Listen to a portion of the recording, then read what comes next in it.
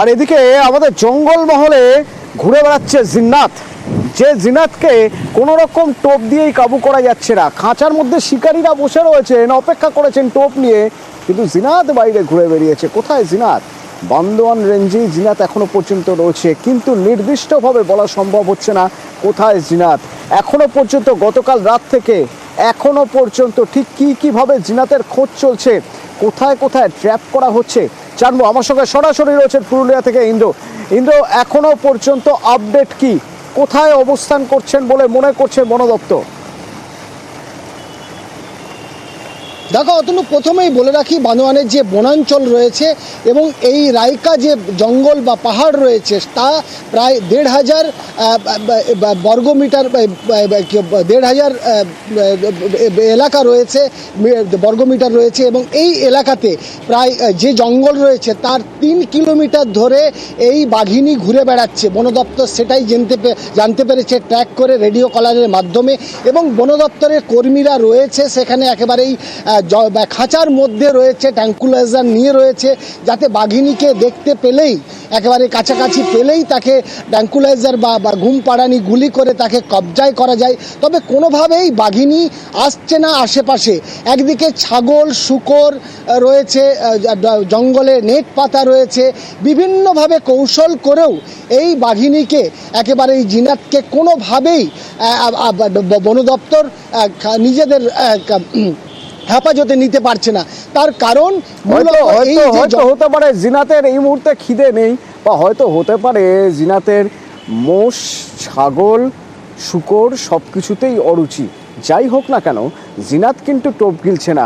আর জিন্নাত যখন টোপ গিলছে না, তখন মাথা ব্যথা বাড়ছে বন দপ্তরের। কিভাবে অঙ্ক কষে জিন্নাতকে বন্দি করা যায়, অর্থাৎ বাঘিনী বন্দি কিভাবে সম্ভব তা ঠিক করতে এবার বন দপ্তর বৈঠকে বসেছে। সে বৈঠকের বিষয়ে কি জানতে পারছি, অর্পণ রয়েছেন আমার সঙ্গে, বলতে পারবেন অর্পণ?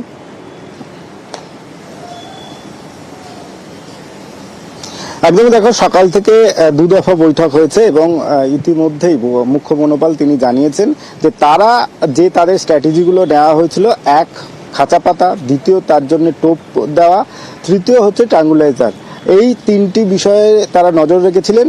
আরও একটি বিষয় গুরুত্বপূর্ণ, যে সে তার নিজের জঙ্গলে শিমলিপালে ফিরে যাক। এই ৩টি যে তাদের স্ট্র্যাটেজি, সেই স্ট্র্যাটেজিতে কোনো বদল হচ্ছে না। বাঘের ওপরে তারা নজর রাখছেন যে তার অবস্থান কোথায়।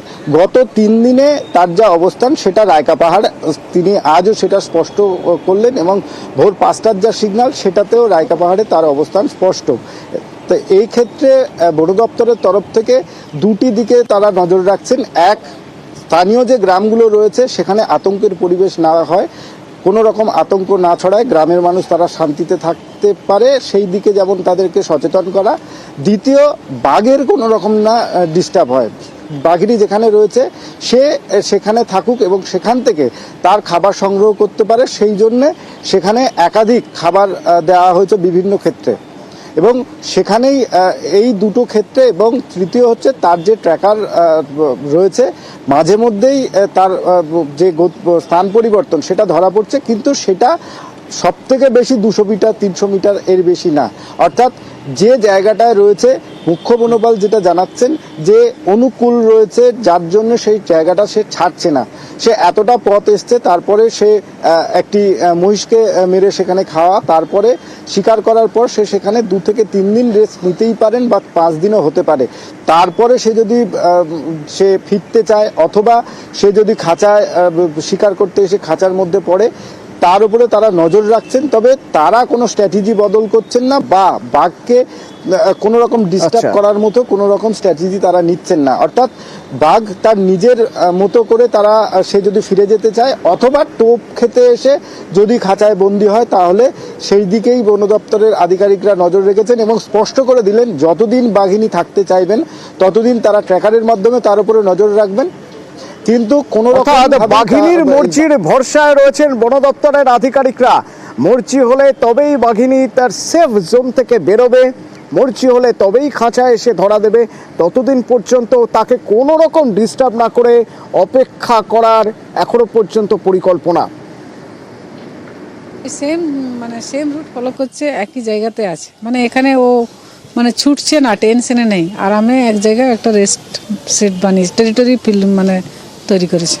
আমাদের তো ফেরানোটাই মেন টার্গেটে। তো উড়িষ্যা থেকে জিপিএস কলার করা হয়েছে একটা পারপাসফুলি, ওনারা মহারাষ্ট্র থেকে এনেছেন, ওখানে জেনেটিক রিকমেন্ডেশন আরও কোয়ালিটি হাই কোয়ালিটি করার জন্য আনা হয়েছিল। তো ওনারা তো ওটাই উড়িষ্যার টিম এসেছে নিয়ে যাওয়ার জন্য। এই 3 দিন শুরুর দিন থেকে যেগুলো পরিকল্পনা হয়েছে সেগুলোই বাস্তবায়িত হচ্ছে। তাকে খাঁচা দেওয়া, তাকে ওই মাচানের যে ট্রাঙ্কুলাইজ করা, গ্রামের লোককে অ্যালার্ট রাখা, এগুলোই এখন আপাতত চলবে।